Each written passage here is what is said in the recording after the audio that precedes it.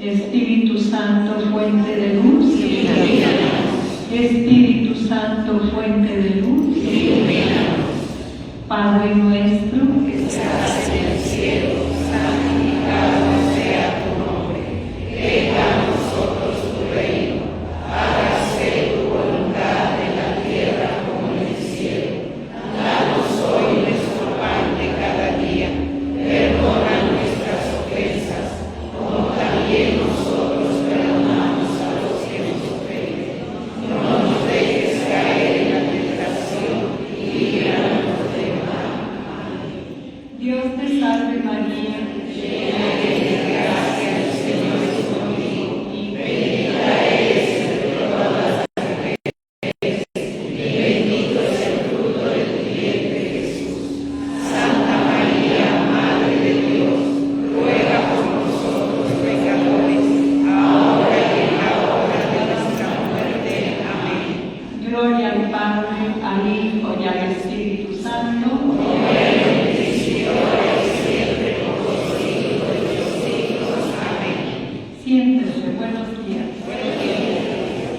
Bueno, en primer lugar tenemos esta invitación para los que no pudieron venir el día de la junta que fue esta misma semana, el martes. El señor Arzobispo nos hace una invitación a los ministros extraordinarios de la Sagrada Comunión. Va a haber aquí en Puebla el Congreso Nacional Misionero. Vino en parte aquí en parte interno de los ministros a hacernos la invitación y a motivarnos para ir. Claro que para nosotros los ministros pues es un agradecimiento muy grande hacia Dios, saber que la Iglesia nos toma en cuenta para momentos tan importantes.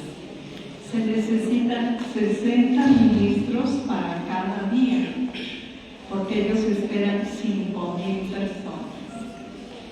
Entonces les pido que se anoten. Para hacerlo es allá con Margarita, un papelito, ponen su nombre, su teléfono y el día que quieran o los días que quieran. Es importante cumplir. No se anoten que voy todos los días y a la mera hora no llegamos. ¿Y qué hacemos? El Padre sabe que vamos a estar y nos dejó la encomienda. Entonces, por favor, anímense. Son 2 horas lo que estaremos ahí. Un poco antes de la hora marcada para ocupar nuestro lugar, para que nos digan aquí van a estar los ministros. A ti te toca en esta fila, aquí en otra. Ya saben que el recinto ferial es muy grande y no podemos llegar 5 minutos antes de la misa porque no sabemos dónde nos van a colocar. Otra cosita, hay que ir con uniforme, el uniforme completo, zapatos blancos, falda y blusa blanca, la bata azul y de preferencia llevamos una bolsita. No sé si todas tengan esta, la que de Juanita, porque esta la metemos así, nos ponemos la bata encima y la sacamos por la cintura. Y a la hora que yo me paro a distribuir la Sagrada Comunión, no estoy buscando dónde dejar mi bolsa, porque no podemos cuidarla a nadie. Todas vamos a salir a dar la comunión y nadie va a estar cuidando nuestra bolsa. Por eso es mejor llevarlas. ¿Qué llevamos? Pues mis llaves, mi monedero, nada más, mi pañuelo, su purificador y su gel. Su purificador y su gel. El purificador, pues para cuando terminamos el servicio, si no se nos cae una Eucaristía, para poner el purificador ahí donde se cayó, arrimarnos para no pisar el lugar, y ya que acabe de distribuir la comunión, me agacho y limpio el lugar. Damos la comunión sin prisa, no es una fila muy larga la que me tocó.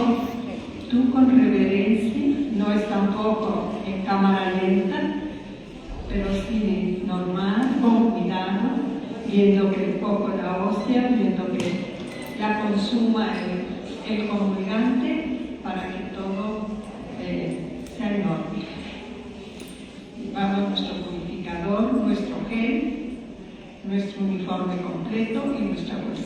No llevemos bolsas grandes y cafés y negras y todo, porque no hay quien la cuide y no vamos a responsabilizarnos.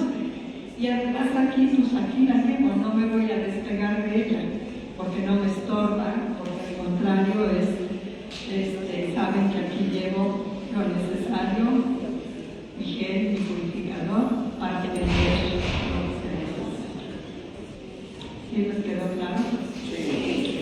Bueno, entonces espero que se anote, porque cuando nos veamos en la junta de noviembre ya pasó el evento. O sea, no nos volvemos a reunir hasta después del evento. Si alguien ahorita dice, no, pero tengo ahorita un enfermo, pero bueno, para 3 días antes del congreso ya puedo, me mandan un mensajito, me hablan para que los anote. No se quede nadie sin ir. Todos tenemos que participar, que dar nuestro crédito. Que tener, Pili, Bonet, si nos hablan aquí, porque no ha de tardar el padre, por favor. Y estar muy pendientes de llegar a tiempo, ya habrá señalamiento de dónde vamos a estar los ministros y ya nos dirán en dónde nos toca. Y cómo ese corazón se ha anchado, nos hemos preocupado de las necesidades de los demás. Este problema, este desastre natural aquí tan cerca, hemos hecho algo. Hemos llevado una bolsa de frijol al centro de acopio.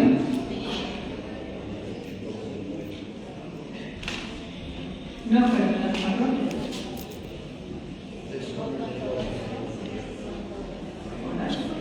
Bueno, haz el bien y no veas a quién.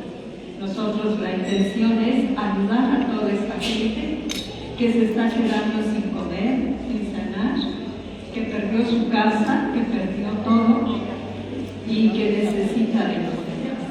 Es que no nos ha dicho el párroco, es que no nos dijo la madre, pero me dice mi corazón, las noticias no dejan de hablar, dice cuántas casas, cuántos damnificados hay. Hay una necesidad, yo me muevo para ayudar. No porque me vea el padre, no porque me vean en la pastoral, sino porque es alguien que me necesita. Entonces, ojalá que nos mueva el corazón el Espíritu Santo y que seamos generosos, misericordiosos. Dar al que no tiene. Ya mi Padre.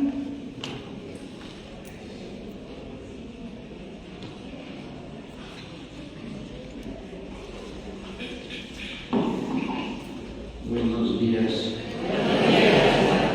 Perdón el retraso. Aquí hay moneditas de A5 para que necesiten cambio. Pero fui a ver a un enfermo.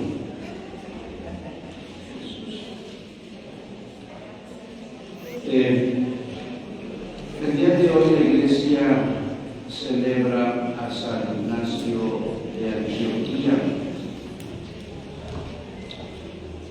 Y quiero hablar de la teología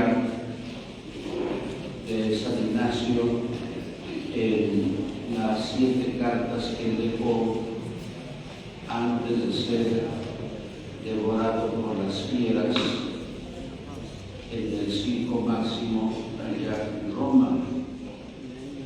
Para eso, a lo largo de 2 libros, Patología de Jochen Quaster, primer tomo, editorial Bach, y esta obra de este gran hombre ya difunto, Daniel Luis Bueno, quien compiló, aparte de las actas de los mártires, padres apostólicos y padres apologetas. También es bueno en una edición bilingüe de latín al castellano y de griego al castellano. ¿Quién fue San Ignacio de Antioquía?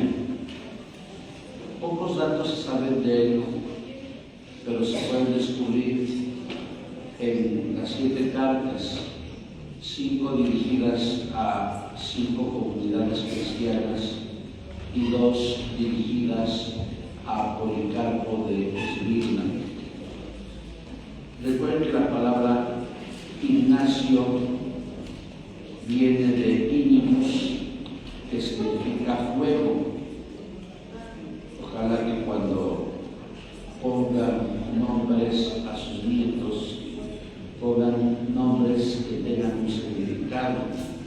Entonces Ignacio significa fuego y por sobrenombre le llamaban Teofrastro. Teofrastro significa en griego conducido por Dios, llevado por Dios. La tradición, que ya es muy tardía del siglo X, dice que le llamaban así porque él fue niño. En el capítulo 18 de Mateo, él colocó en medio de los apóstoles y les dijo: el que no sea como niño no entrará al reino. Aunque esto más bien es una leyenda, porque se considera que Ignacio nació en el año 35. Si nació en el año 35, indudablemente pues no pudo haber estado con Jesús, porque Jesús murió y resucitó en el año 30. Pero no deja de ser una hermosa leyenda, porque nunca sabremos qué niño puso Jesús en medio de los apóstoles. Se sabe que fue ordenado por Pedro y Pablo y él ocupó el episcopado de lo que sería el centro de difusión del Evangelio en Antioquía. Para Eusebio de Cesarea, Ignacio de Antioquía fue el segundo obispo de Antioquía después de San Pedro, y a través de la teología de sus cartas, todas estas son sus cartas, podemos hablar de la influencia que tiene San Juan en él y que tiene San Pablo en él. Cuando escribe sus cartas, se entiende que las escribe en tiempo del emperador Trajano, antes de ser devorado por las fieras en el año 107 después de Cristo. ¿Por qué es condenado a este suplicio? En realidad no se sabe la causa, pero la causa remota la vamos a encontrar en la persecución que inició Nerón en el año 64, cuando quemó 7 de las 14 colonias romanas, pero no les avisó a la gente y murieron muchos quemados. Allá como en Tijuana, que murieron muchos migrantes quemados, y el director pues, no está en la cárcel, y se le pasó y me pidió perdón. Bueno, pero eso suele pasar en muchos países. Pero si nosotros leemos el libro 10 de la obra Análisis de Tácito, Tácito culpará a los cristianos por la muerte, o más bien por el incendio de Roma. ¿Cuáles son las 3 causas para culpar a los cristianos? La primera, porque no adoraban a los dioses paganos. Casi el nombre de los dioses paganos los encontramos en aquellas películas legendarias de los dioses griegos del Olimpo, plasmados en el libro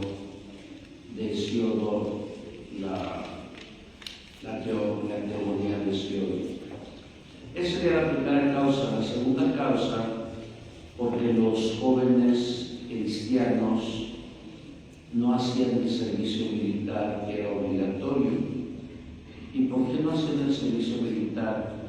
Porque se entendería que parte de la teología cristiana es no dañar la integridad de los demás. Y nos acusaron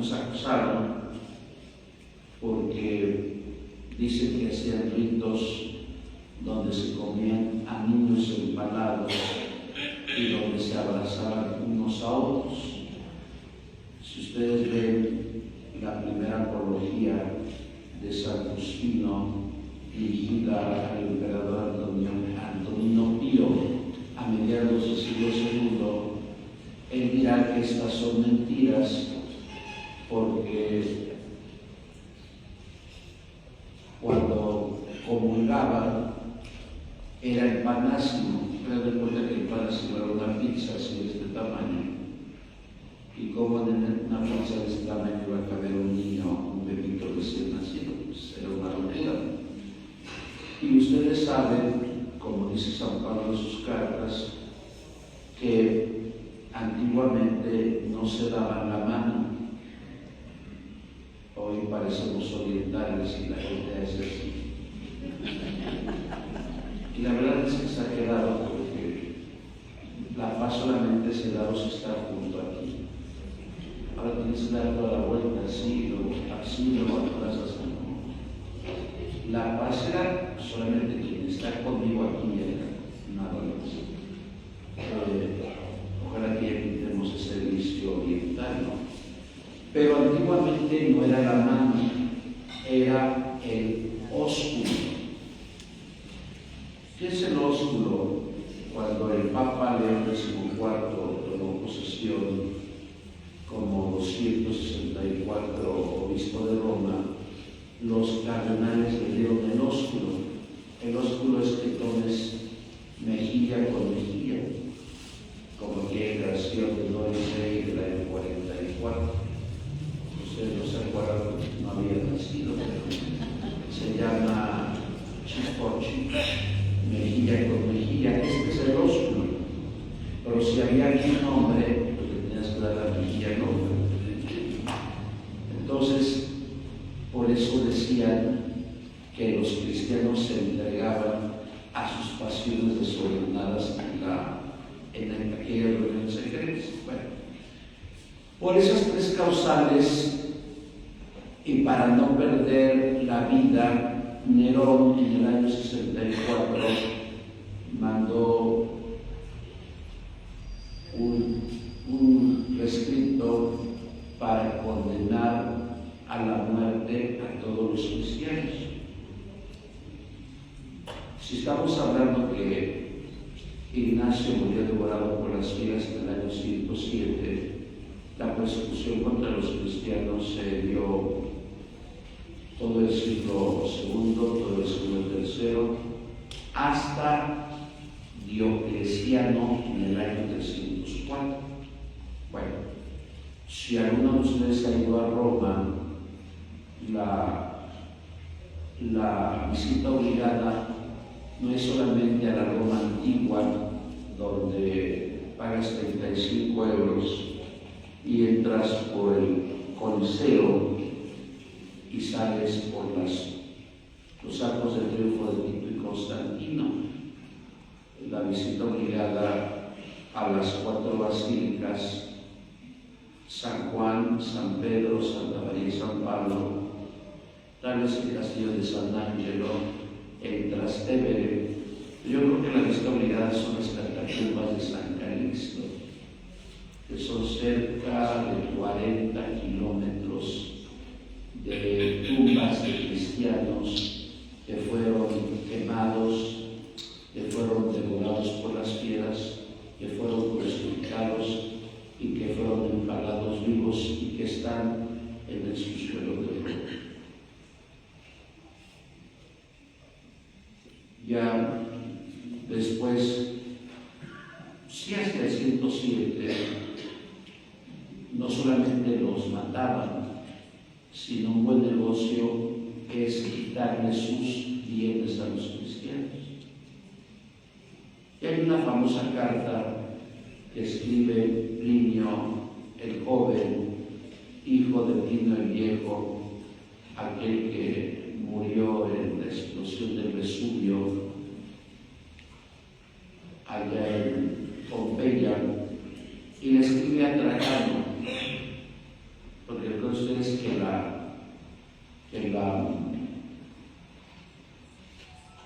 fuente del derecho fue Roma.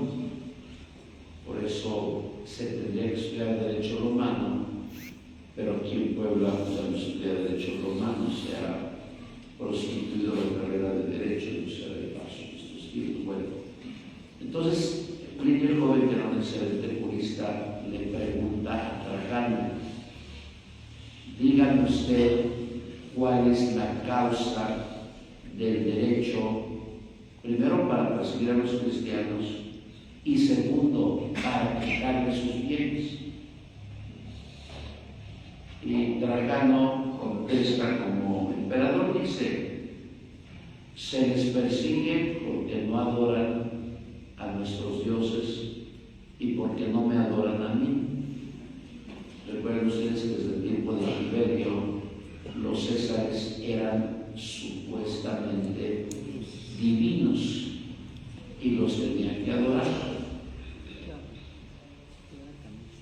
Pero ya no le contesta la segunda pregunta: ¿es de derecho quitarle sus bienes a los cristianos? Y todos los bienes de los cristianos pasaban al erario del Imperio Romano. Yo creo que lo ilustra bien, si no han leído sobre este tenor, yo creo que lo ilustra bien la película Quo Vadis. En Quo Vadis vemos cómo los cristianos son devorados por las fieras, pero no en el Coliseo. El Coliseo no existía en el siglo I, era en el Circo Máximo, que es más pequeño que el Coliseo. Y también ustedes veían como no solamente se llevaban a los criados, sino los bienes pertenecían ya al imperio. Bueno, ese es el contexto histórico. Ahora voy a la teología de San Ignacio de Loyola, perdón, de Antioquía. De hecho, ¿por qué los padres de la Iglesia, desde Clemente hasta los doctores de la Iglesia, por qué hacen cartas? Por una cuestión de tradición, porque San Pablo escribió cartas, San Pedro escribió cartas, San Juan escribió cartas, Judas escribió cartas y Santiago. Las cartas, quiero suponer, ustedes saben todas las cartas paulinas, quiero suponer eso, las cartas van a tener siempre un destinatario o una comunidad que ha sido catequizada por algún apóstol. Pero si nosotros hacemos un recuerdo tal vez de los 3 viajes apostólicos de Pablo, del 44 al 56, pues yo creo que Pablo, que fundó varias comunidades cristianas, yo creo que Pablo predicaba un mes y medio, lo esencial. No había Nuevo Testamento y tal vez juntaba 20, 30 personas. O sea, por más que quiero imaginarme cómo fue el comienzo de las comunidades, está un poco difícil. Todo se comprende por la acción del Espíritu Santo. Se convencían 20, 30 personas y yo creo que al más vivo pues lo ponía frente de esa comunidad. De todas las cartas paulinas solamente se explica lo de Atenas, En Atenas dice que se convirtieron Dámaris, Dionisio la Areopagita y otros más en Atenas. Aquí en Israel no lo sabemos. De lo que sí sabemos es que a Tito lo pone en Éfeso y a Timoteo al revés, a Timoteo en Éfeso y a Tito en Chipre. Bueno, como a los que dejaba ahí, pues no tenían una sólida formación, entonces había dudas entre los primeros cristianos de dos aspectos: sobre la fe y sobre las costumbres. Recuerden que la fe que implica lo que yo creo y costumbres, recuerden que la palabra costumbre tiene dos raíces etimológicas, una griega y una latina. La griega etos tu, la latina mos moris, que significa costumbre. ¿Qué es la costumbre? Cómo debo de vivir mi fe en mi vida. Entonces, todas las cartas paulinas, las cartas juánicas, la carta de Judas Tadeo y las cartas de Santiago, tienen siempre una finalidad: catequizar sobre algo. Yo espero que algún día, cuando Dios nos ilumine, leamos todas las cartas. Ahora, dice la ley Berman que la revelación pública concluyó con el libro del Apocalipsis. Ahí concluyó toda la revelación pública. Ya no hay revelación pública. Entonces, ¿cómo llama la Iglesia a los primeros escritores que hablan sobre Dios, comentando los escritos del Nuevo Testamento? Si Cristo murió en el 30 y resucitó, y en la Biblioteca Ambrosiana está el ejemplar más antiguo del Nuevo Testamento, que fue en el año 170 y que es el Codex Muratori, entonces, ¿qué habrá pasado entre el año 30 al año 170? Claro, ya es una edición completa del Nuevo Testamento. Si las cartas paulinas 7 se escribieron antes del 68, si el Evangelio de Marcos en el 60, el de Mateo en el 80, el de Lucas en el 90, el de Juan en el año 100, y no se hicieron 50 ejemplares porque era muy costoso, los amanuenses cobraban mucho. De ahí que vienen, cuando ustedes lean algo sobre esto, ustedes podrán ver un numeral que se llama así, que se al pie de página, y se llama versión sinaítica, versión copta, versión egipcia. ¿Qué significa versión?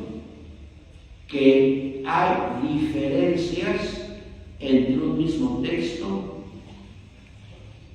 Yo creo que por culpa del amanuense o porque el amanuense ya tenía su hijo. Yo creo que a fines del siglo I, algún mecenas rico como Teófilo, pues Teófilo buscó un amanuense y dijo: hazme 5 copias de esta carta, 10 copias de esta carta para esto en un mes. Entonces el amanuense, con tal de ganar dinero, pues decía: voy a quitar 2 renglones, voy a quitar 3 renglones. De ahí que vengan las distintas versiones. Pero eso es por cuestión del amanuense. Si hoy la computadora ha hecho que ya no escribamos, hoy casi ya no escribimos. Imagínense hace 2000 años que alguien escribía. Bueno, entonces, ¿qué se predicaba? Pues lo que habían predicado Pablo, Pedro, Santiago, ¿Qué se predicaba?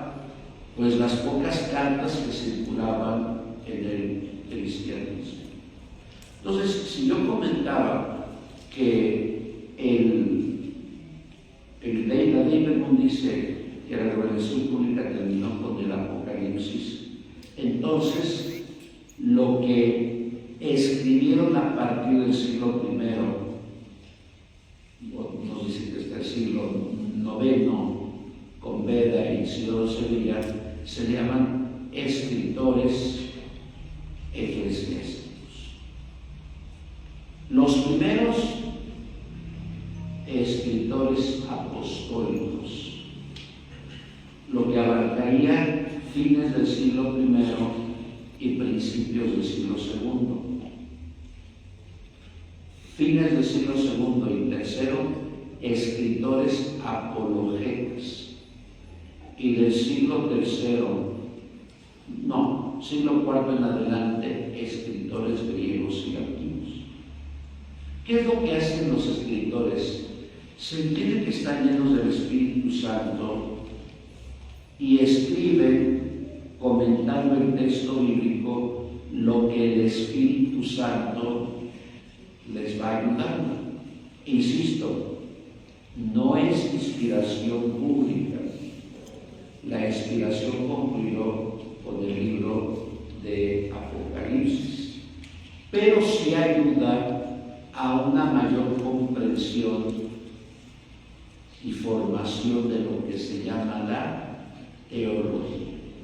Ahora, ¿quiénes son los 5 escritores apostólicos? Solamente son 5. Primero, Clemente Romano. Además, escribe una sola carta, la carta a los Corintios. Corintio había sido fundado por Pablo en su segundo viaje apostólico.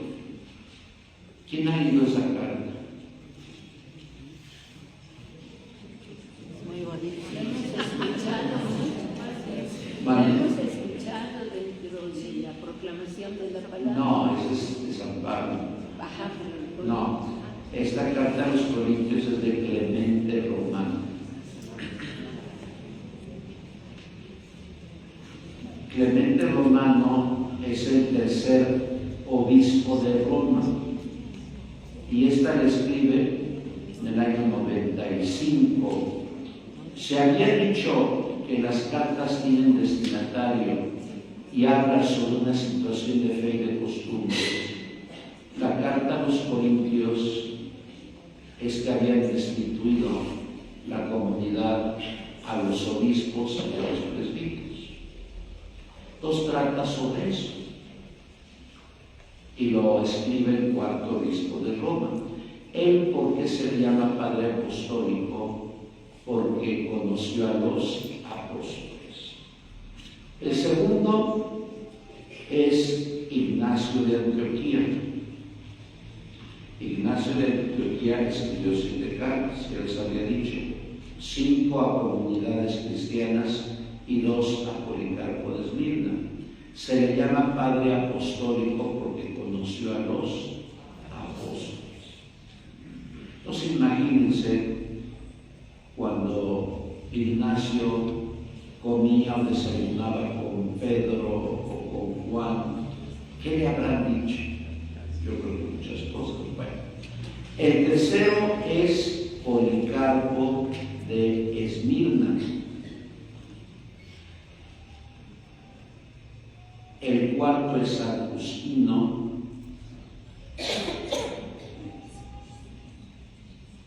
Y el quinto es Bernabé. Ahí se cierra el periodo de los padres apostólicos y ya viene la defensa de la fe por parte de los apologetas. ¿Y qué es la apología defensa?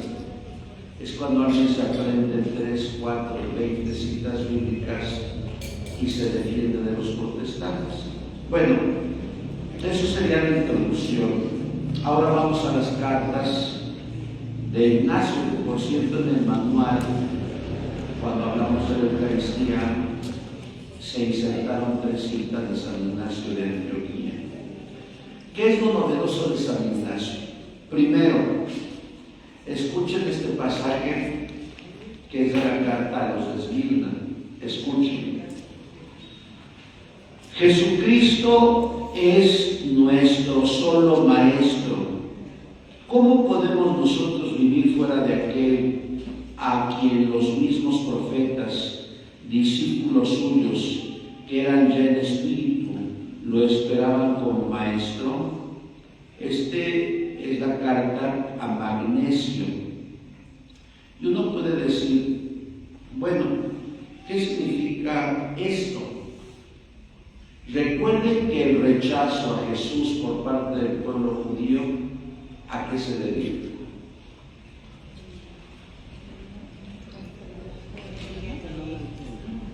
Que no había continuidad entre el Antiguo Testamento y el Nuevo Testamento. Si ustedes recuerdan el momento de la transfiguración en el monte Tabor, tomando a los 3 sinópticos, Mateo, Marcos 9 y Lucas 9, ¿con quién estaba hablando Jesús? Moisés y Elías. Moisés que representa la ley y Elías que representan los profetas. ¿Y de qué estaban hablando? De la muerte que esperaba Jesús en Jerusalén. Por tanto, entre el Antiguo Testamento y Nuevo Testamento no hay ruptura, sino hay continuidad.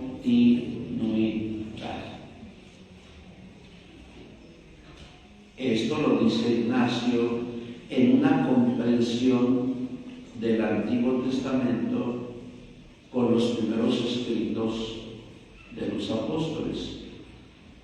Aunque Ignacio murió en el 107 y el primer Nuevo Testamento es del 170, él no solamente convivió con los apóstoles, sino yo quiero suponer que tuvo en su mesa algunos escritos de Mateo o de Marcos, porque para elaborar esta teología tuvo que basarse indudablemente o en la tradición oral o en la tradición escrita.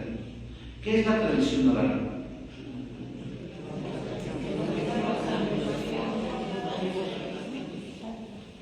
Voy a ser como Sheo. Cállese, ¿no? Recuerden que el Evangelio fue primero tradición oral. ¿Cuándo fue tradición oral? Años 30, 40, 50, 60, 70, 80, 90. No había libros del Nuevo Testamento. Pero cuando se empezaron a morir algunos apóstoles, el primero Santiago el Mayor del año 42, pasado a cuchillo, pues yo creo que el Espíritu Santo comunicó a los apóstoles la necesidad de poner por escrito lo que había dicho el Maestro. Entonces, aquí Ignacio introduce una palabra, y esa palabra es economía de salvación. ¿Qué significa economía de salvación? La palabra economía viene de oikos, que significa familia. Por tanto, cuando Ignacio habla de la economía de salvación, está hablando que Dios ha salvado a toda la familia humana, al género humano, pero que preparó al pueblo judío como futuro cajal, como futura iglesia, y que la iglesia es constituida por todos los seres humanos.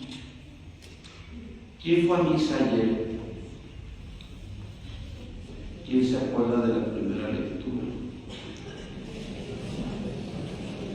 Dios mío, no me la gusta.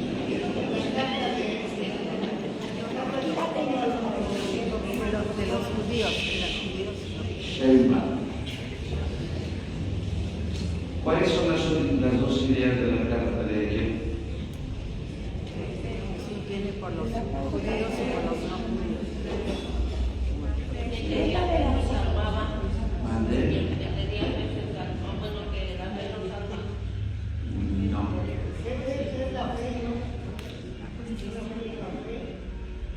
No. Ahí se ve que van a dormir antes. Qué horrible. Vayan al Instituto de Teología. Estudien. Pero por más que les digo que vayan al instituto, no quieren ir. La otra vez le decía a Pili que me invitaron los padres del decanato de Huejotzingo a dar 3 temas: sufrimiento, virtudes y obligaciones de los ministros. Y se juntaron tal vez 280 ministros. Se juntaron 280 ministros y fueron algunos padres, que me extrañó porque es sábado y los sábados tienen mucho trabajo. Casi yo no pregunté, porque nunca pregunto cuando doy un tema. Y máximo por el tiempo, que fueron pláticas de 10 a 12:30 de la tarde. Y no llevé chofer y el cielo estaba ya negro. Como dice la canción, ay mamá, me estoy buscando.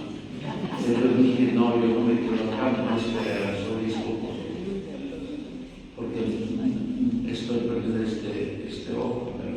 Imagínense que atropelle un cristiano o un perro. No sé qué es lo que valga más, un perro o un cristiano o un perro. Y el único que me contestó fue un chico de Xostla.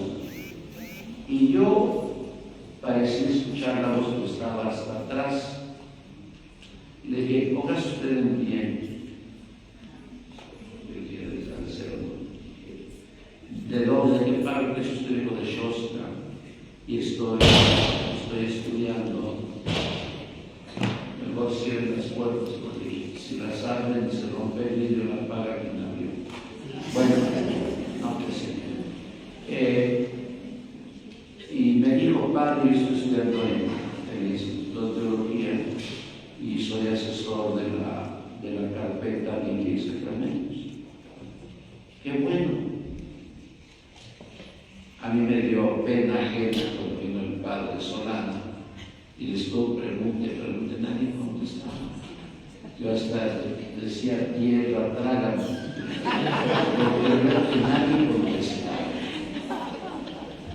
Bueno, también está el colegio bíblico. Ahí tenemos un ejemplar emblemático del colegio, que es la maestra Rosa Siria. Bueno, pero hay que estudiar un poco. Entonces, la lectura de ayer hablaba de 2 temas. Primero, que ya el hombre no se justifica por el cumplimiento de la ley, sino se justifica por la fe. Esa es una respuesta completa y concreta. No se justifica el hombre por la ley para que el hombre no se jacte de que por él, por su esfuerzo, se salva. ¿Y cuál es la segunda idea? Que la salvación es de todos los hombres y mujeres. Ese es el lugar de la iglesia. Que la salvación es de todos hombres y mujeres. Que ya no hay distinción entre judío y pagano. Lo que dijo Pablo, y lo escuchamos ayer, fue un avance importante en la historia de salvación. Claro, como ya vivimos en el siglo XXI, pues ya no nos damos cuenta de eso, pero que Pablo lo dijera, yo creo que Pablo lo querían matar por eso. Porque hasta el día de hoy el pueblo judío se siente un pueblo atacado.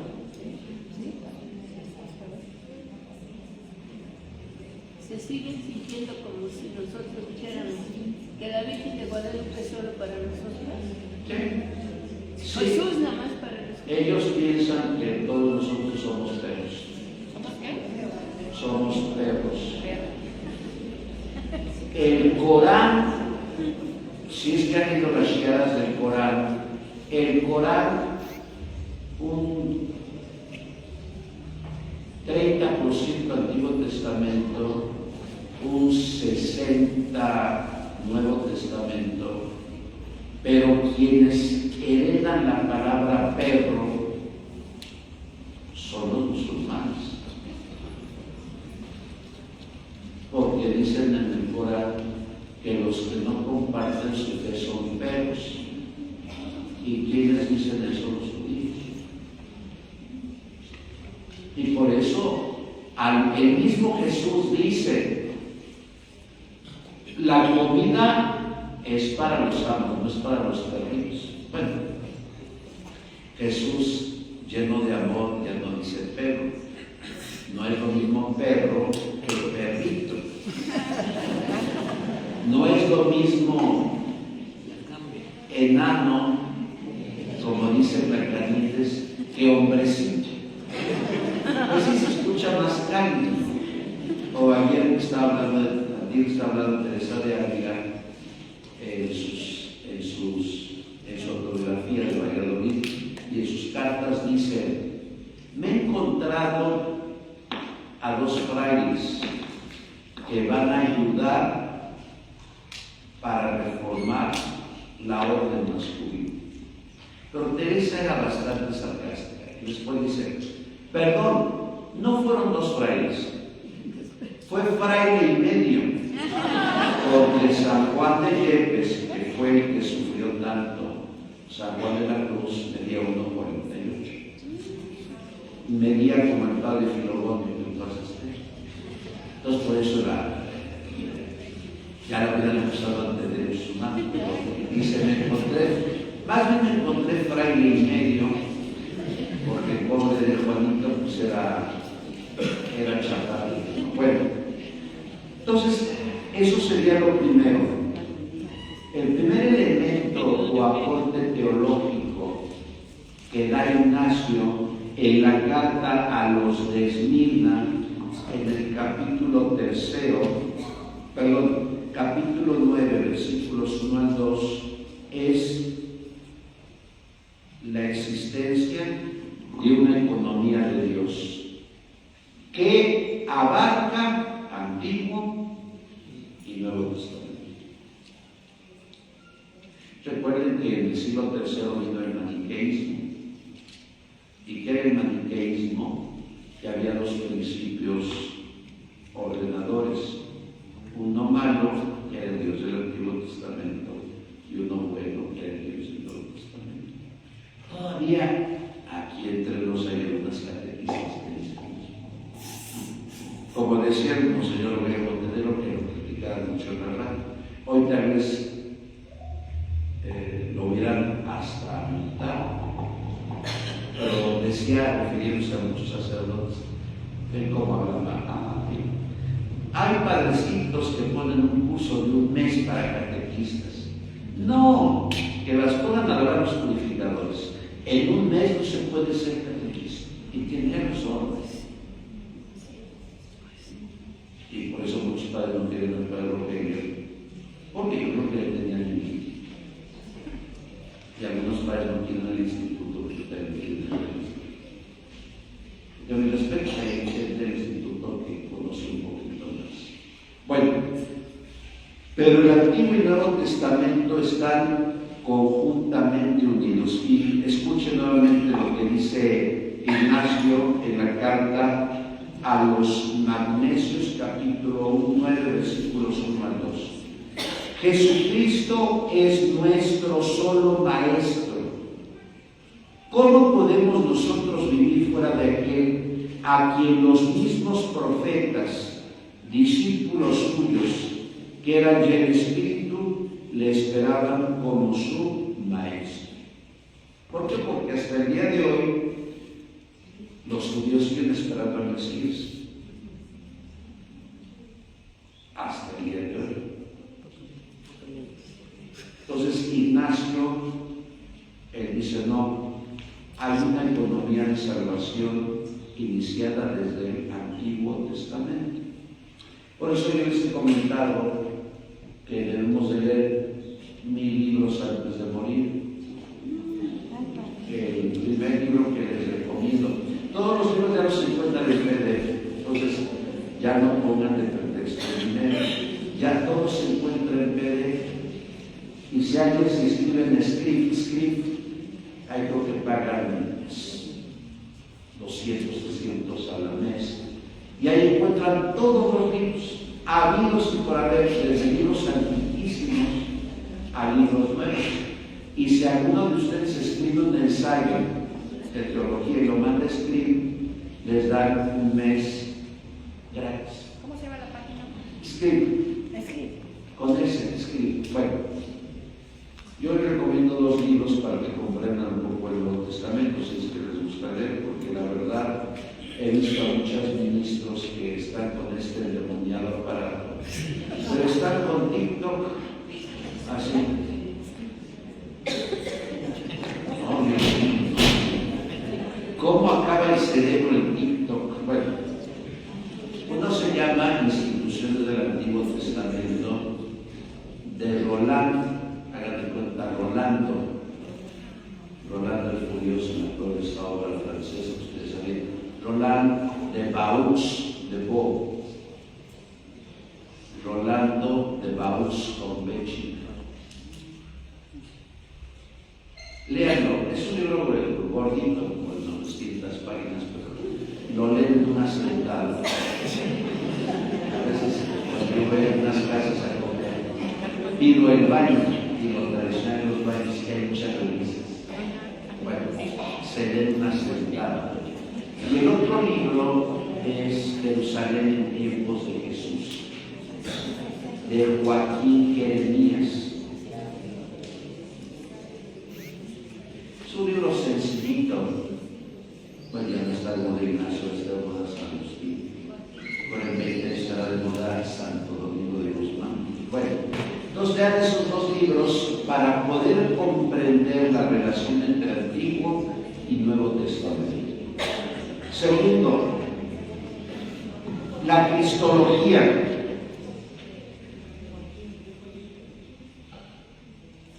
¿Qué es lo que dice Jesús? ¿Qué es lo que dice Ignacio de Jesús? Leyendo el Evangelio de Lucas. Dice esto: un médico hay, sin embargo, que es carnal, a par que espiritual. Es decir, recuerden ustedes que en tiempo de siglo I estaban los docetistas, que es una herejía, y los docetistas que decían: Jesús no tuvo cuerpo. Doceo significa apariencia. ¿Qué es la apariencia? Jesús no nació. Jesús no predicó el Evangelio. Era un espíritu, pero era todo divino. Entonces uno murió en la cruz. Hubo una autosugestión colectiva.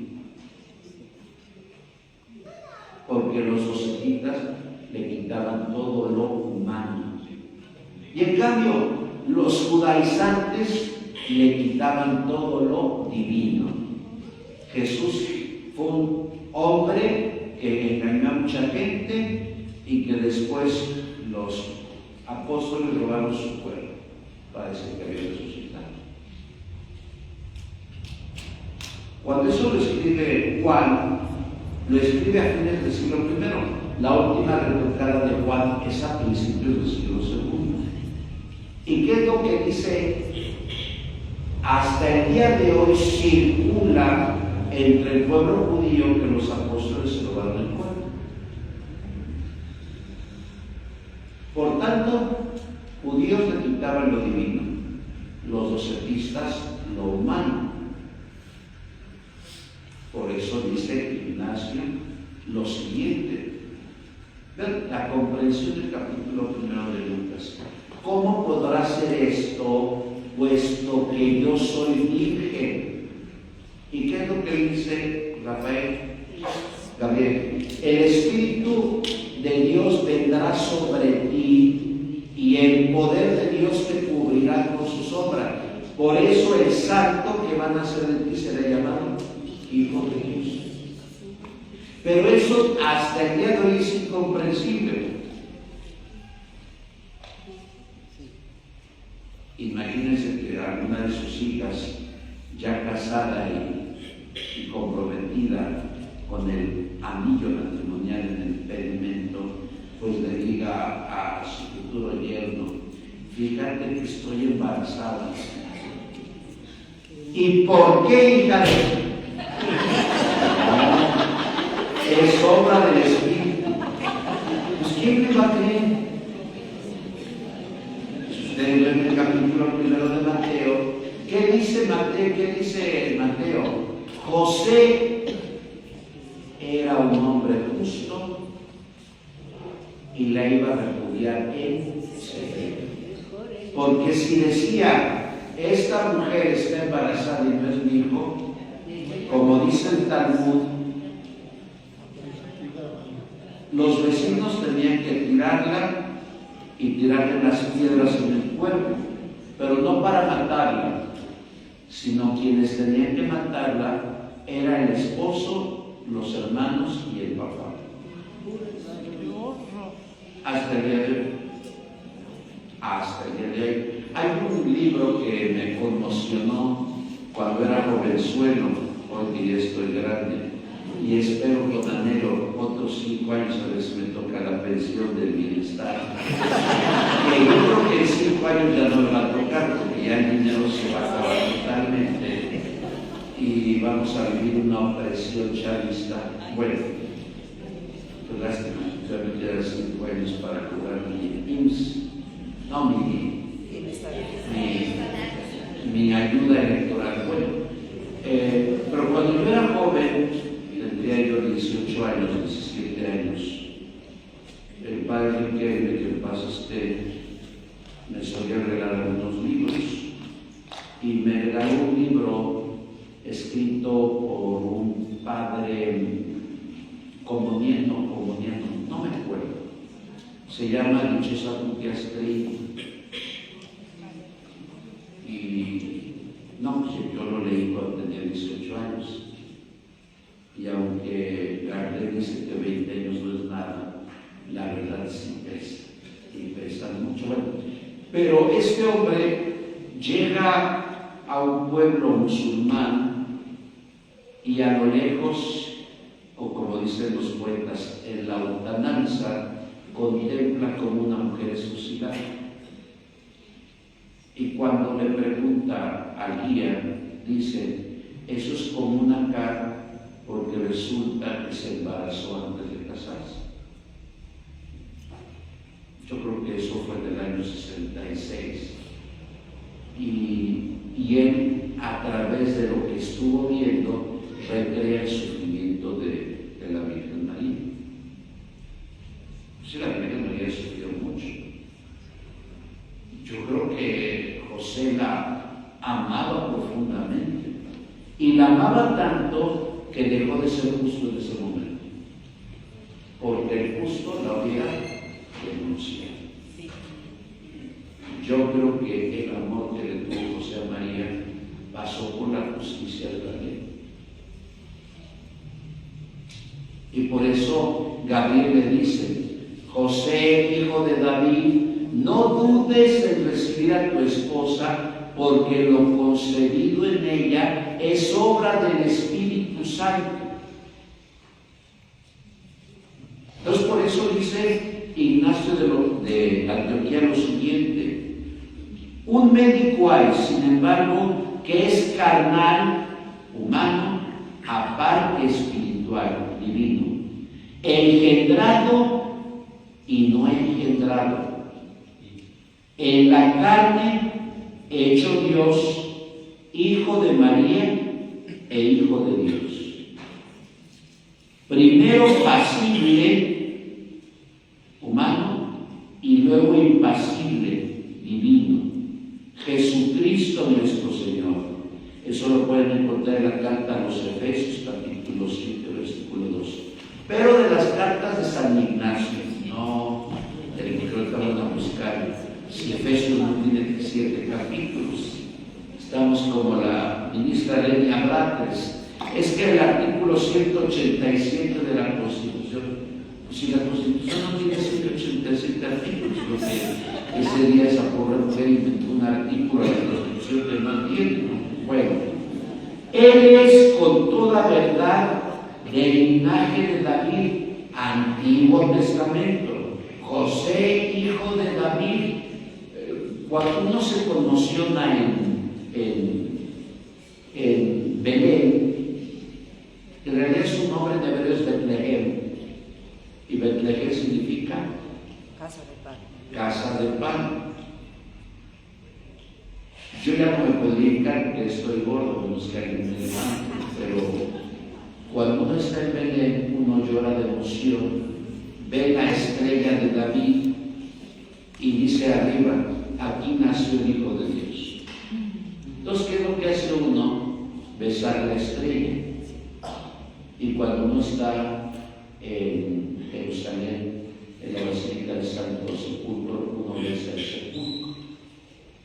Porque estamos hablando de un hombre que no es ficción. Ficción son testigos de Jehová, el apóstol Nazón que está por ahí en la cárcel, son los mormones, esos sí son ficciones.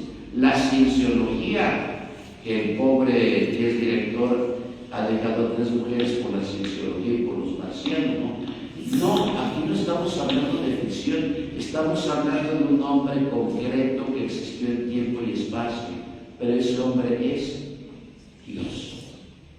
Por eso dice, humano y espiritual, pasible e impasible, hijo de María e hijo de Dios. Conexión con el Antiguo Testamento, hijo de David. Nunca hay rompimiento. Ese rompimiento como dicen, lo decretamos. Espero que nunca ustedes esa palabra. Yo lo decreto. Qué torpezas. Yo lo decreto, seré rico en 10 años. No sé por qué dicen esas torpezas. Yo lo decreto. El karma. Por favor, no se lleven por esas.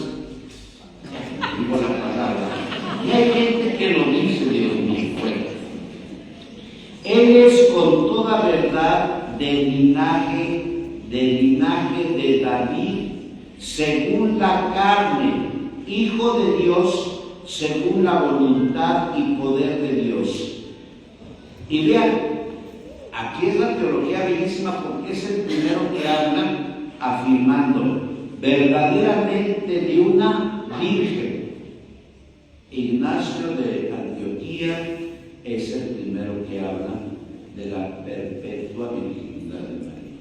¿Y de qué año estamos hablando? 105. Démonos cuenta del tesoro que hay en los padres de la iglesia y que mucha gente no ha leído. Prefiere leer a Memín Quinguino o a la revista Proceso. Ya no veo Proceso, ya. La verdad es, vivimos en una tierra irreal. Bueno, nació verdaderamente de una virgen, bautizado por Juan, para que fuera por él cumplida toda justicia.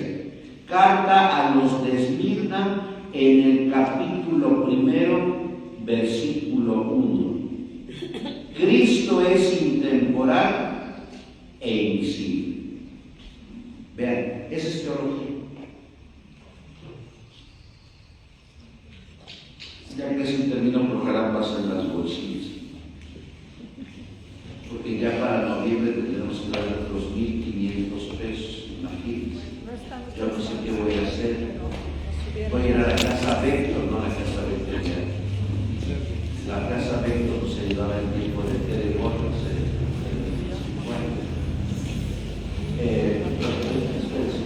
Bueno, continúa leyendo.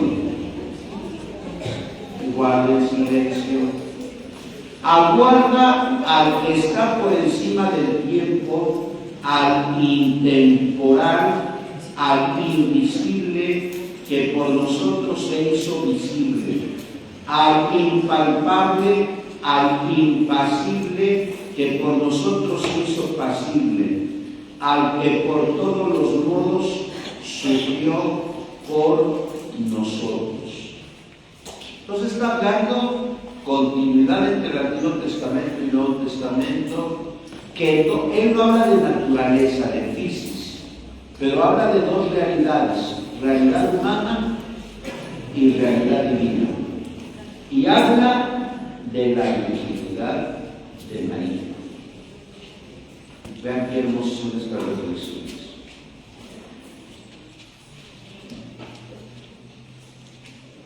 Bueno, ya les hablaba de esto. Ahora bien, si como dicen algunas gentes sin Dios, quieren decir sin fe, solo en apariencia sufrió docetistas. Jesús no sufrió porque no era humano. Y eso es algo lógico. A ver, si la carta a los romanos es un tratado de soteriología o de redención o de salvación, y yo creo que la palabra más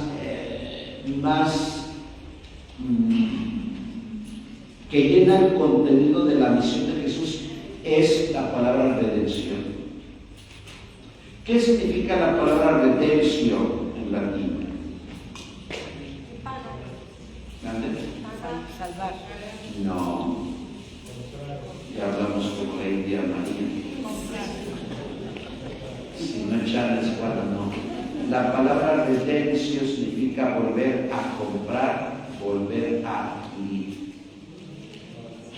¿Por qué volver a comprar? Porque Cristo nos ha comprado a precio de sangre.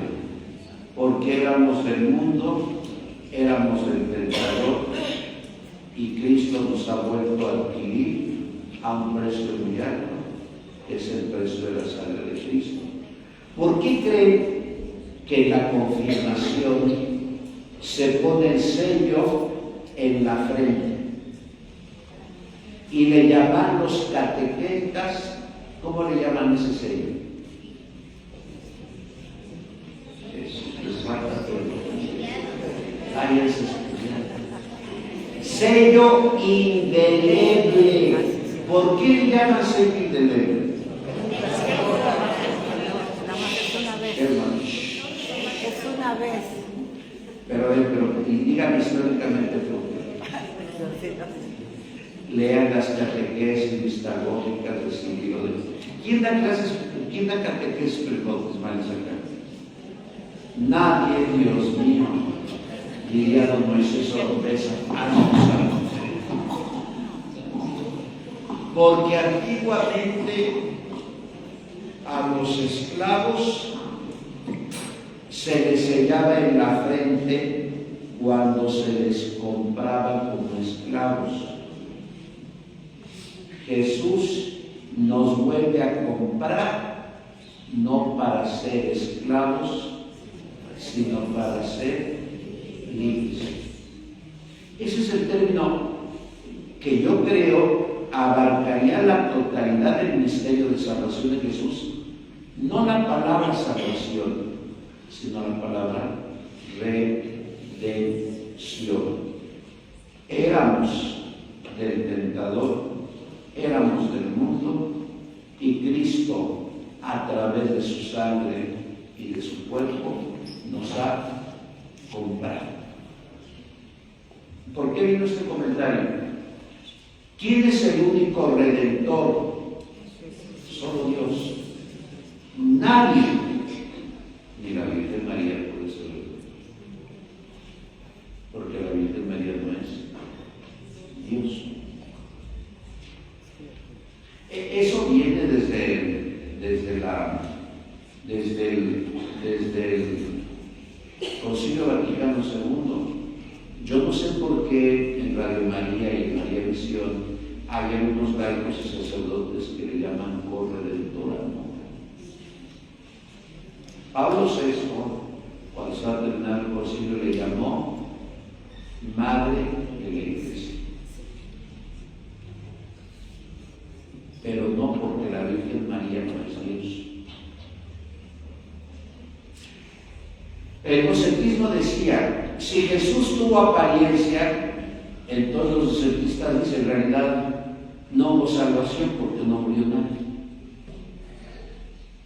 Yo recuerdo una mujer del colegio bíblico, por más que le digo al padre Julián que prepare un poquito más, pero una mujer decía, ahí me llevaba Martita, que entonces conoció Martita, la del colegio bíblico, pero una dama decía en una mansión con la palabra, el día que Cristo murió, murió la humanidad, no murió la divinidad. Tache, esa mujer es hereje. Y le iba a cantar hacer, pero si lo divino no murió, no hubo redención. Padre, ¿cómo puede morir lo divino? Pues es un misterio.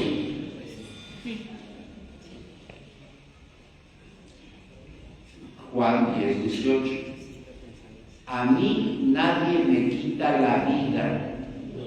Yo doy la vida porque quiero, porque tengo poder para darla y poder para volver a recobrar. Pero tache esa dama. Es que el Viernes Santo no murió lo divino, murió lo humano. Hereje, porque si solo murió lo humano, no hubo redención. Y lo único que puede redimir es lo divino, lo humano no. Algunos fieles se enojan en esa bendita Tadeo, porque yo les he dicho, San Judas no hace milagros. Es intercesor. Si la Virgen María no pudo hacer milagro, porque si hubiera hecho el milagro, hubiera hecho a los siguientes, llenen esas tinajas y yo hago mío, no. Por eso yo no le estoy faltando respeto a la Virgen María. Simplemente, y aquí concuerdo lo que decía don José, porque cuando traslada a María Misión de México, se la daban a don José. Y él dijo, no. ¿Cómo voy a sostener programas con criterios teológicos?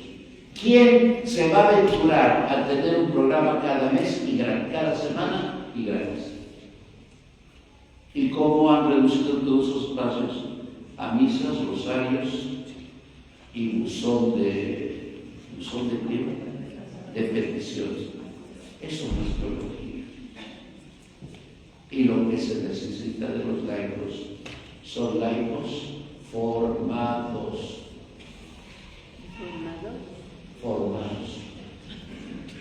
conscientes. Y nos hace falta tanto sacerdotes formados, que nos quedamos con la formación del seminario, como laicos que se forman.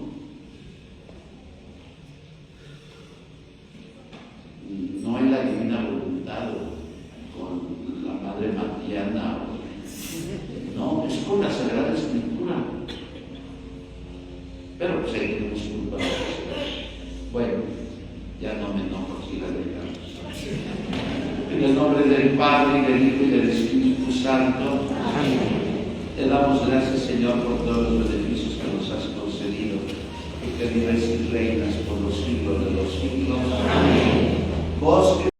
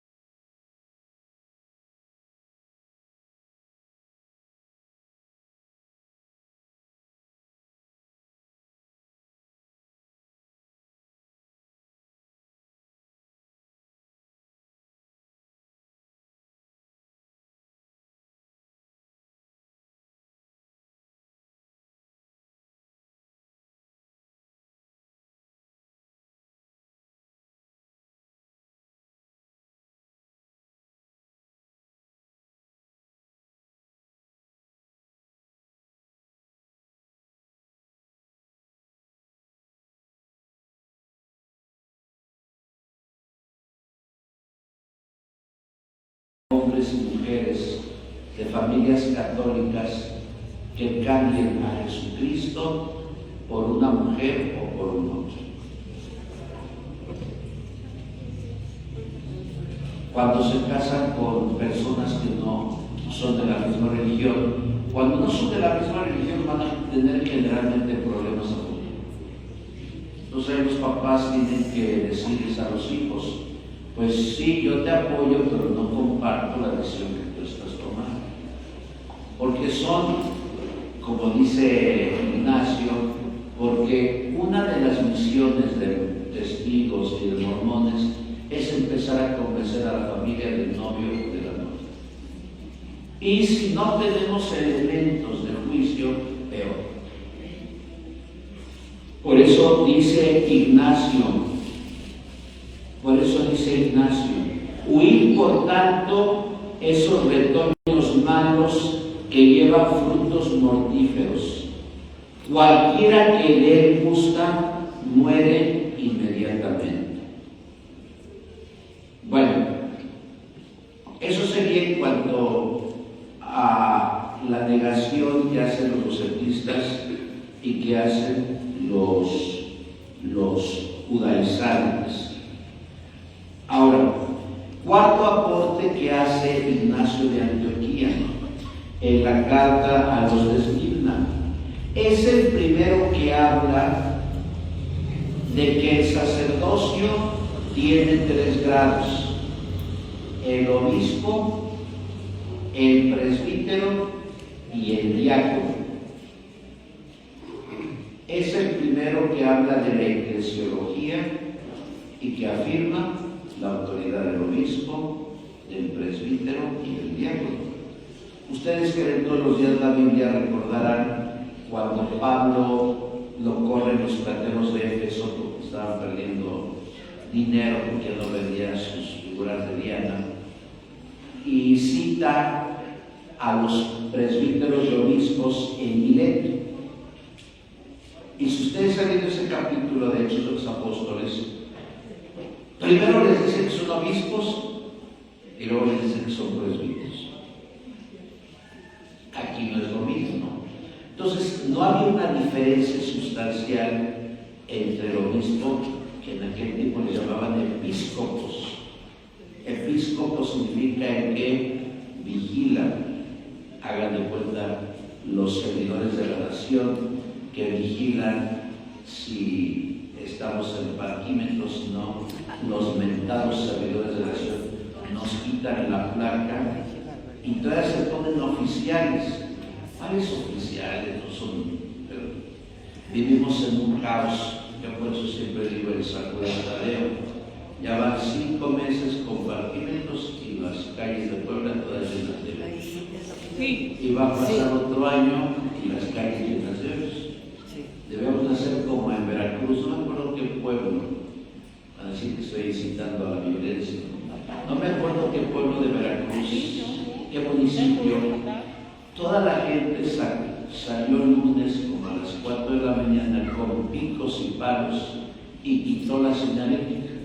Pero lo hicieron todos. ¿Y qué dijo el presidente municipal?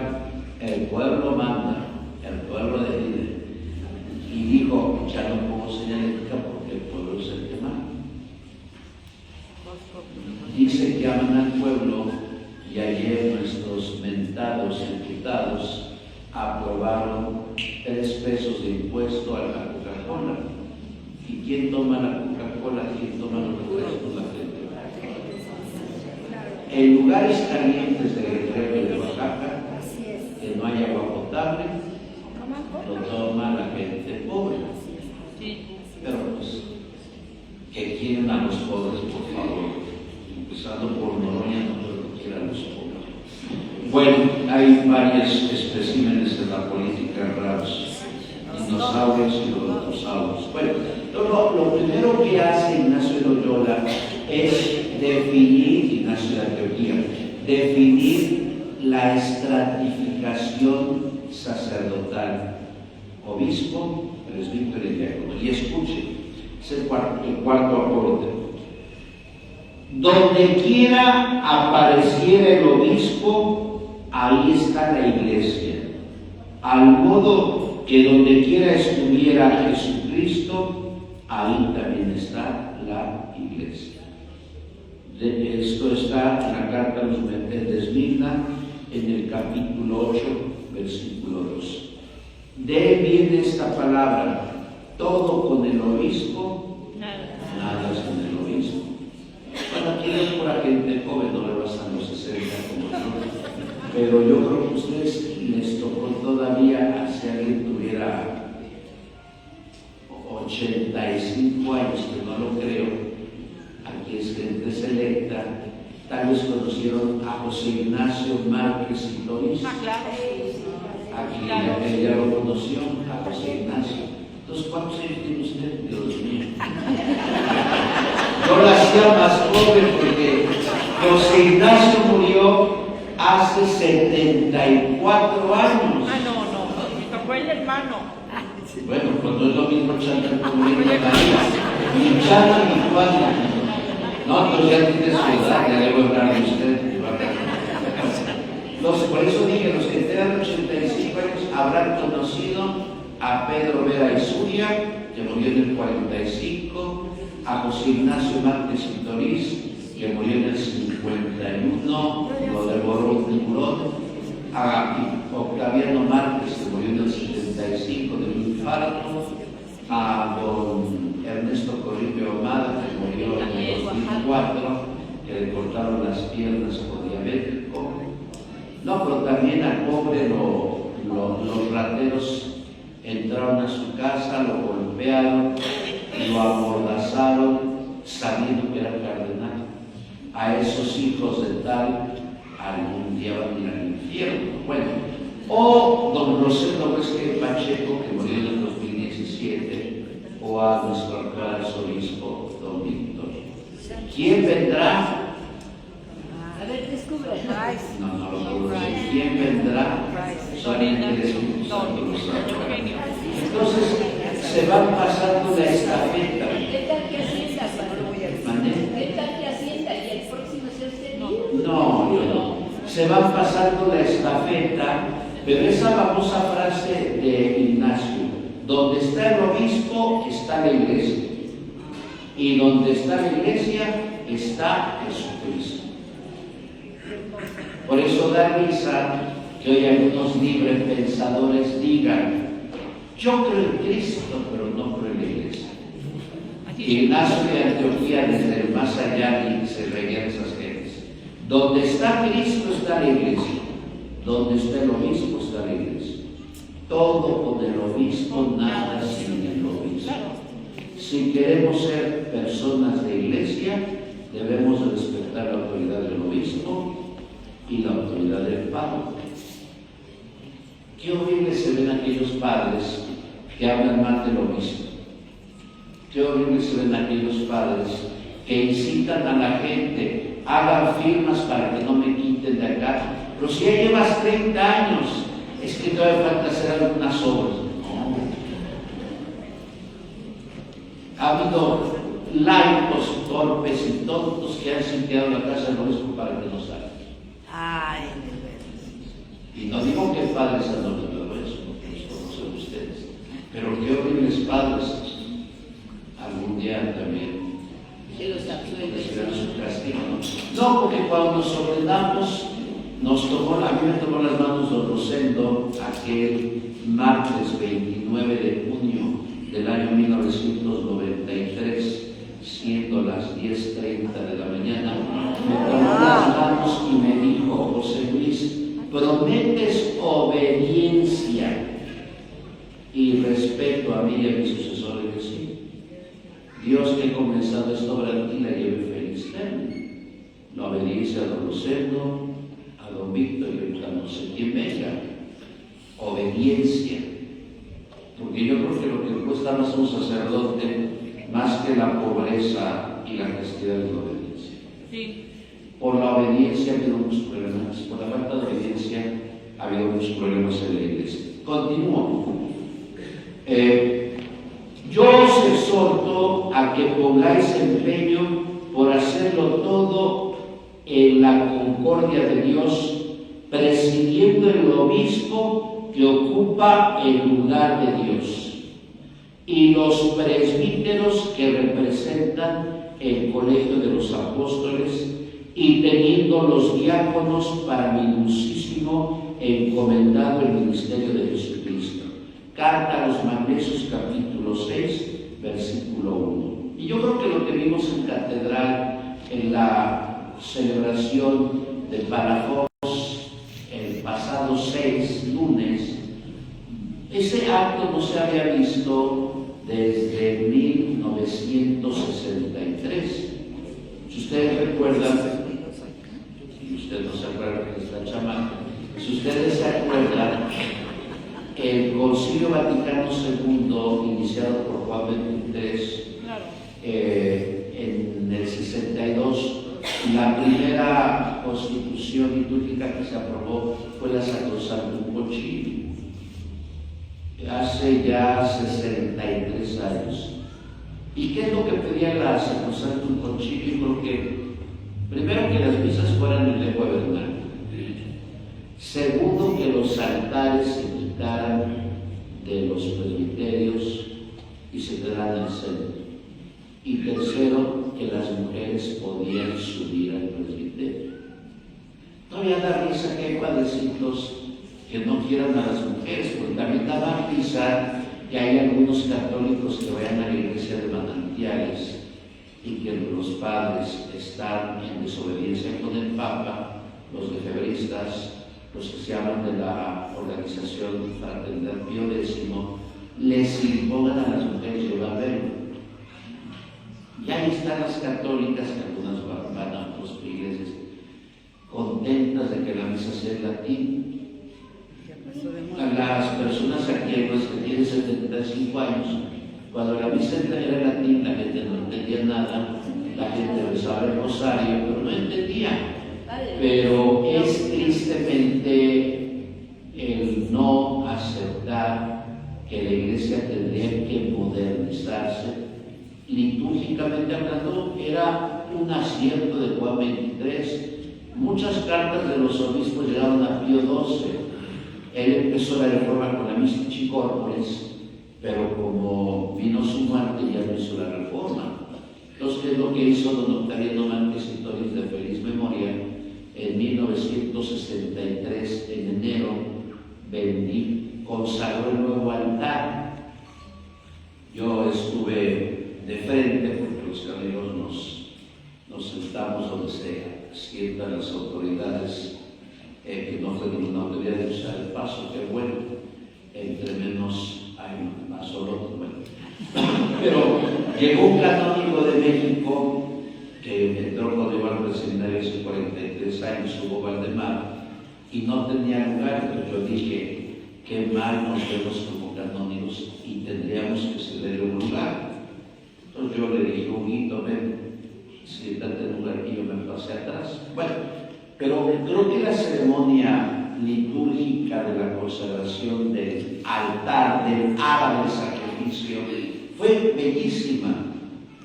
Primero, don Víctor roció en 6 lugares el crisma. Después, con sus manos, limpió el crisma, extendió el crisma en el ara del sacrificio. ¿Por qué es el ara del sacrificio? Porque ahí va a estar Cristo muerto, Cristo resucitado. Ontológicamente hablando, no hay una diferencia entre Cristo que se encarna, Cristo que nace, Cristo vida oculta, Cristo vida pública, Cristo que muere, Cristo que resucita, Cristo que desaparece, a el significado de la presencia de Jesús en el ara del sacrificio. Después 4 monjitas de las siervas limpiaron con paños el ara del sacrificio. Luego la simbología del incienso, porque dice el Salmo que Yahvé insufla, huele el incienso que brota de la gente.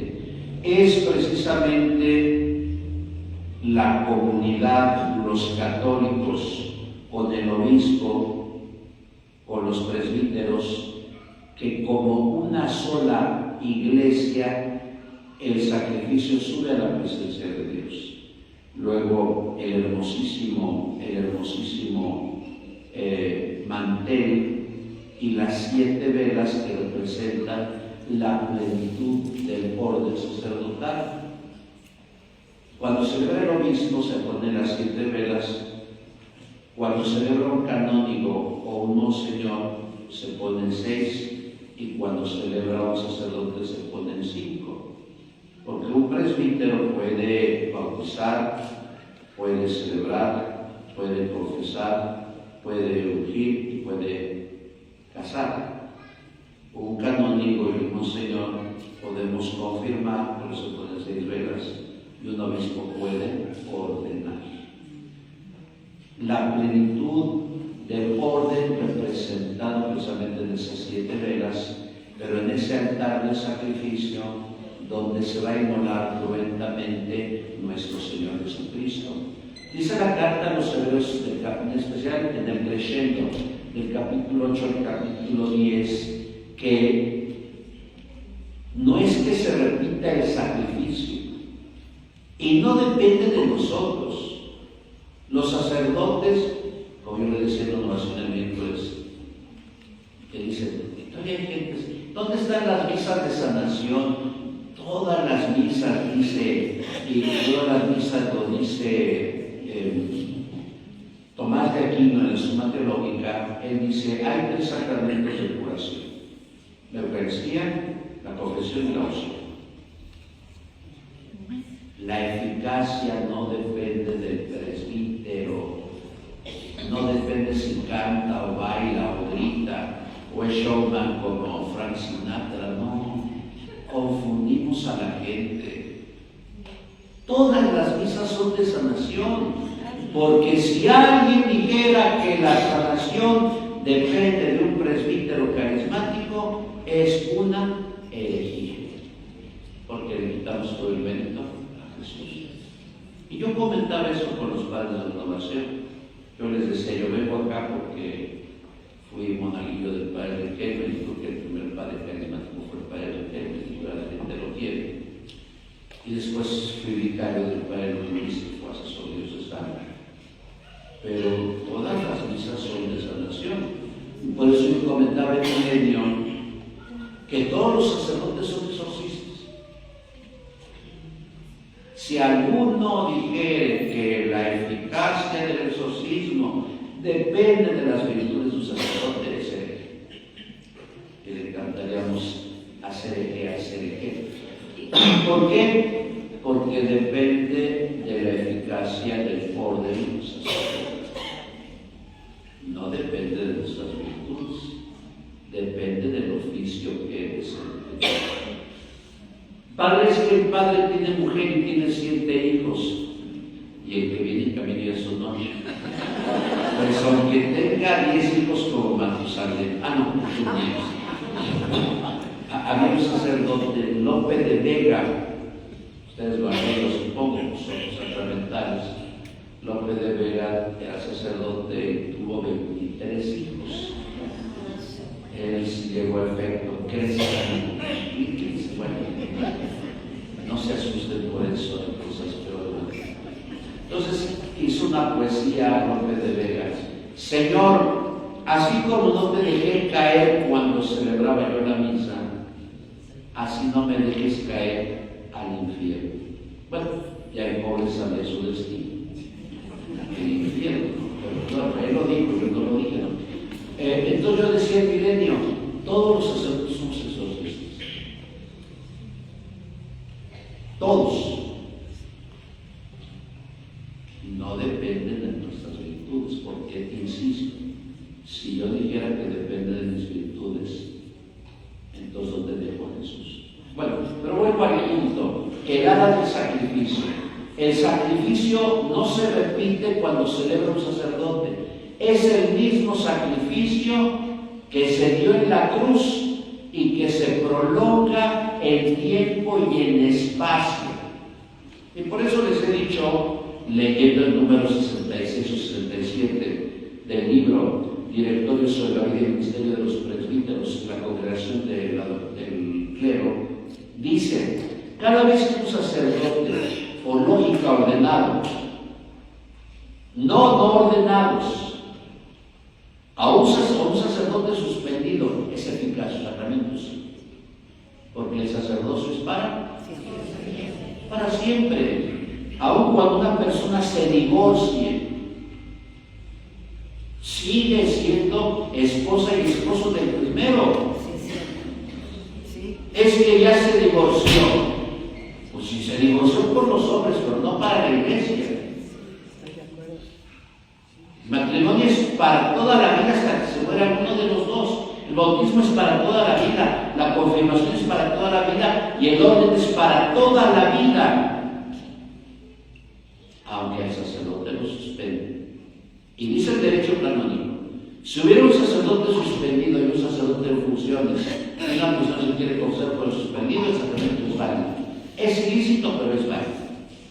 Bueno, dice el directorio sobre la vida y el ministerio de los presbíteros: cada vez que un sacerdote pronuncia las palabras de la institución, es el mismo Cristo que le pide prestado los labios y los gestos al sacerdote, y es el mismo Jesús que dice las palabras de la institución. Es que el padrecito me cae mal, es que cobra muy caras las misas, es que llega media hora tarde a la misa, es que es borrachito, es que es irresponsable. Pues puedes ponerle todos los defectos sabidos por haber al padrecito. Es que yo le saludo y no me pagan los padrecitos así: buenos días, padre. Y ni te veo ni te oigo, no te saludo. Aunque el padrecito sea así, aunque usted no lo cree, es Cristo que toma prestados sus labios y sus gestos, y es el mismo Jesús que dice las palabras de la institución. Ustedes que están tanto otro libro que deben sobre los diálogos de San Juan Crisóstomo, diálogos sobre sacerdotes o seminarios. Y San Juan Crisóstomo dice: cuando el sacerdote ha dicho las palabras de la institución y cuando los fieles han sido rociados por la sangre del Cordero, ¿dónde pensamos que estamos? ¿Seguimos en la tierra o estamos en los umbrales del cielo?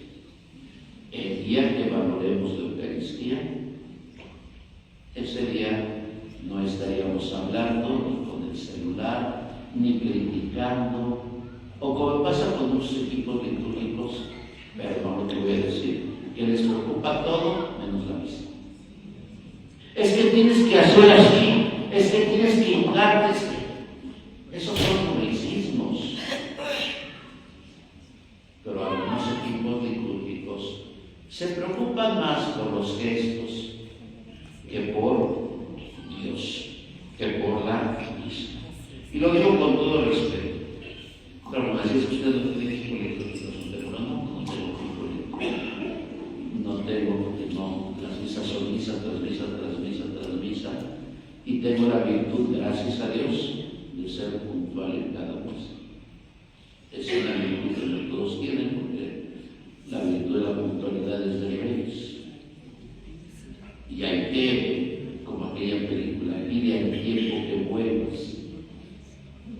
5 minutos, 10 minutos que le robes a los fieles, ese tiempo ya no va a volver. Y la misa viene a Dios, y cuando no es puntual a la misa, es que el Padre José no va a celebrar hoy. Bueno, pero vuelvo a ese punto: es el ara del sacrificio, es el altar, y por eso el arzobispo lo consagró. No había habido una consagración desde el año 1963.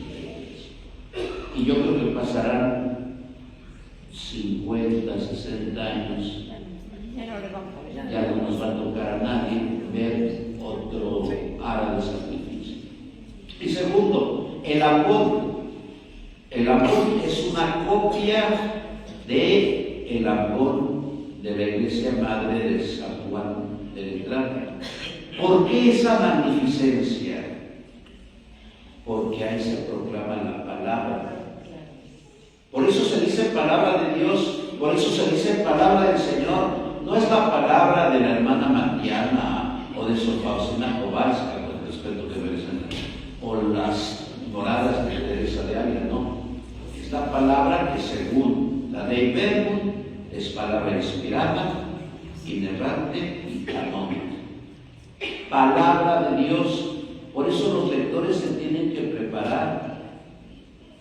Si alguien no lee bien, pero el problema es que es amigo del señor cura, ya en cada lector que lee horrible, hay que leer bien. Y diré al parroquiano, si no sabes leer bien, mejor ayúdame a lavar los purificadores.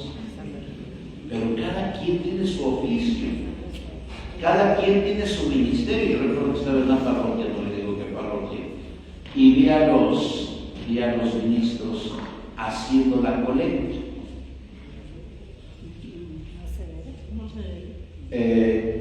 Y ya los pobrecitos, que sí congregaban como 250 personas o más, subieron y los dijeron, perdónenme, pero ustedes no pueden dar la comunión.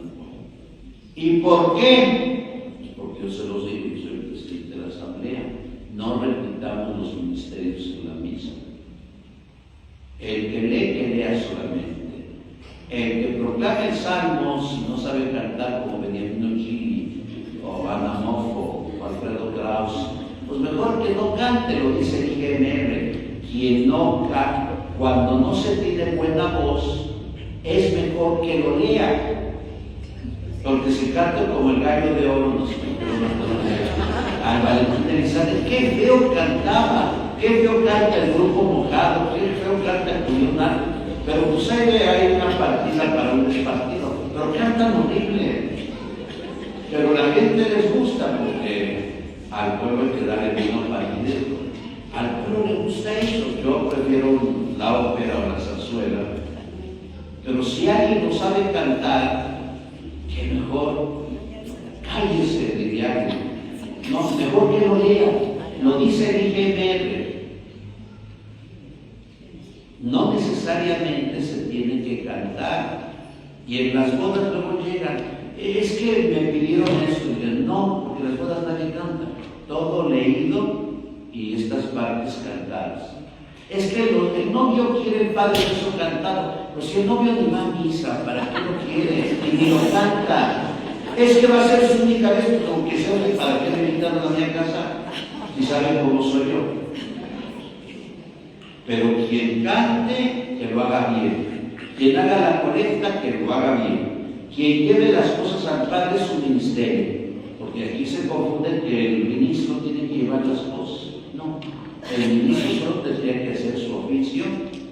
¿Y cuáles son los 4 oficios del ministro? Poder abrir y cerrar el sagrario, dar la comunión dentro y fuera de la misa, comulgar por sí mismos y colocar en el milín la Eucaristía y retirar. Eso sí no da la bendición, porque hay una necesidad en la bendición. Hay unos ministros fatuos, obtusos, contumaces y prosaicos que purifican. Es que me lo mandó el señor cura. No, le debes decir al señor cura, no puedo, eso no es mi función, no soy acólito ni soy diácono. Pero aquí yo mando, por favor, Padrecito, nos manda Dios a través del derecho canónico. Porque hay padres locos. Yo recuerdo una parroquia que ya estar en algunas de esas parroquias, donde el padre, que yo quería mucho al padre, es que tienen que estar en la misa de 5 en tal colonia. Padre, solamente comulgan 20 personas y el domingo le parte el domingo a esta mujer. Son ministros extraordinarios, donde comulgan 100, 120, 150. Yo teniendo ustedes los ministros, yo doy la comunión solo a las 12 a la 1 y a las 12 a las 5:30. Porque comulgar me sacuda 60, 50. ¿Para qué quiero un ministro? No, yo no soy flojo. Ya cuando estoy en una silla de ruedas, pues ya. pero ahorita estoy pidiendo ministros porque voy a poner una carpa, voy a poner 500 sillas y sería imposible que yo salga porque todo está lleno. Entonces por eso pedía gente avesada que tiene que empujar, tiene que gritar, porque entonces no va a poder salir. Todo está lleno. Y si alguien está mal del corazón, tiene taquicardia, yo no quiero un ministro que se esté muriendo ahí del corazón, ¿no? Pues, ¿qué le hacemos? Pues no hay que tirar aquello al teléfono. Ayer en San Judas se han muerto 4 personas en la misa. Y ese día se mueren varios porque mi San Judas no tiene ventanas. Todo lleno acá y todo lleno ahí y 2000 personas esperando. Todas las misas tienen que ser breves en caché, dirían los latinistas. Pero vuelvo a la función. La iglesia tiene varios ministerios: el equipo litúrgico, el cirial, la cruz alta, el navetero, el perrero. Ya no hay perrero, pues se le quitan a los perros. Los que reciben a la gente, el organista.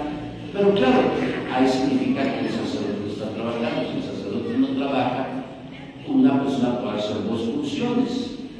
La ministra puede llevar las cosas y no hay problema, si no hay fieles, o si no se ha tocado a la feligresía. Generalmente en los santuarios no hay equipos litúrgicos porque es un tanto difícil, porque es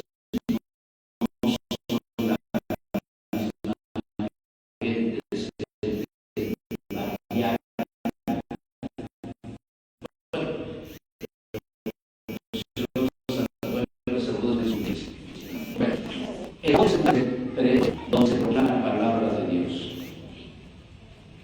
y es palabra de Dios.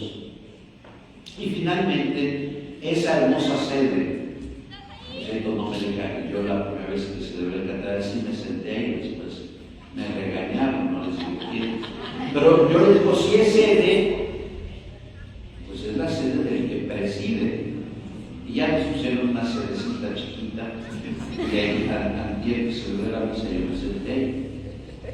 Pero la sede, por ser cátedra, es la cátedra donde predica el presidente de la asamblea, que en este caso es el arzobispo. De hecho, la predicación no tendría que ser en la boda. La predicación tendría que ser en la sede. Es la cátedra donde se expone la palabra. La primera parte en la sede, desde el canto de entrada hasta oración colecta. La segunda parte, el ambón, donde se proclama la palabra.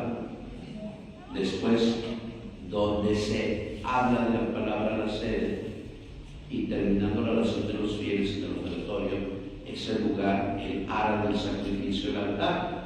Por eso el Papa Pablo VI en la Mysterium Fidei hablará de la mesa de la palabra, el amor y la mesa del sacrificio. Y por eso San Agustín dirá que la palabra tiene que ser antecedida, que el sacramento tiene que ser antecedido por la palabra, que no se puede comprender el sacramento si no ha sido precedido por la palabra.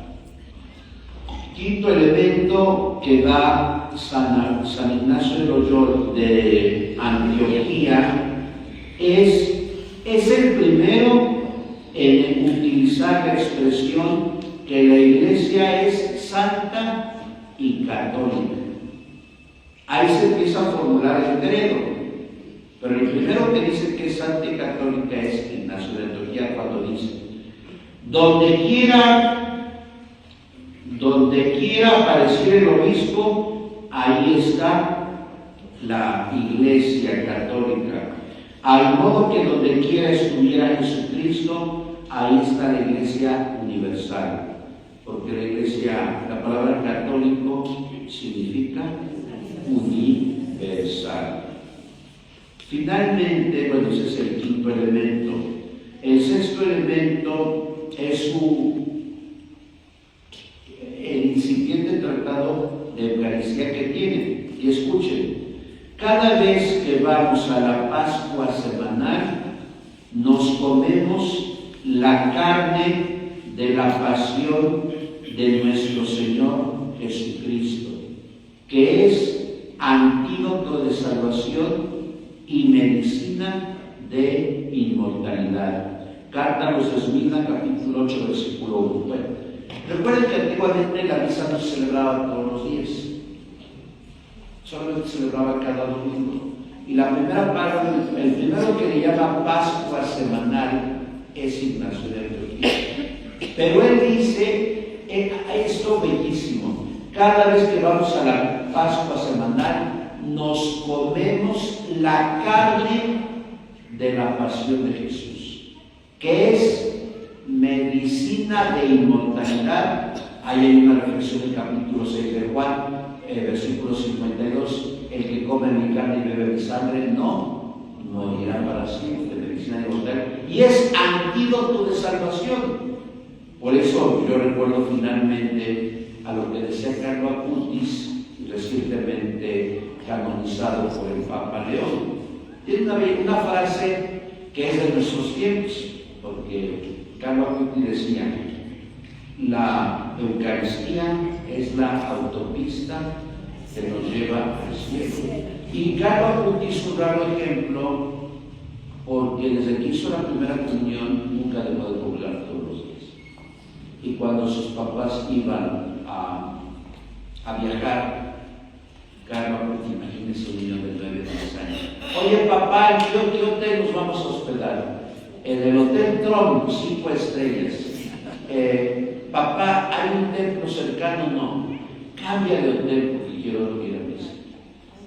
Dios mío, quisiéramos buscar entre nuestros sobrinos, entre sus nietos y bisnietos, qué niño que hace la primera comunión va todos los días a misa y que se alegra que a los 15 años se muera y muera de cáncer.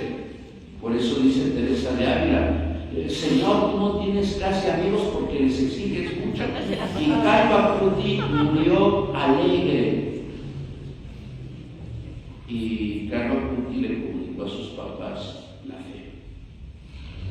Lo que puede hacer un chamaquito, y yo creo que nosotros ya no somos chamaquitos, ya no nos quemamos al primer error, pero a veces hemos desperdiciado nuestra vida en el individualismo, en el relativismo y en tantas cosas que pensamos merecemos, pero que en realidad no merecemos. Al único que hay que darle gloria es al Padre, al Hijo y al Espíritu Santo. Sigamos trabajando activamente en la iglesia.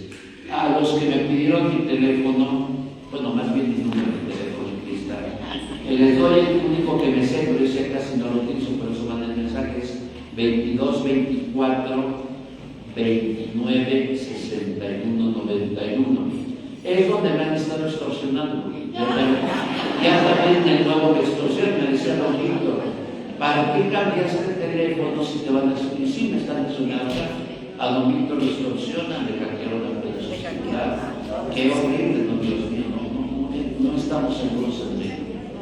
Y eso que México es el país más democrático del mundo, más seguro del mundo. Estamos en una fase: 22 24 29 61 91. En el nombre del Padre, y del Hijo, y del Espíritu Santo. Amén. Te damos gracias, Señor, por todos los beneficios que nos has concedido. Tú que vives y reinas por los siglos de los siglos. Amén. El Señor esté con vosotros. Benedicat nos omnipotens Deus, Padre,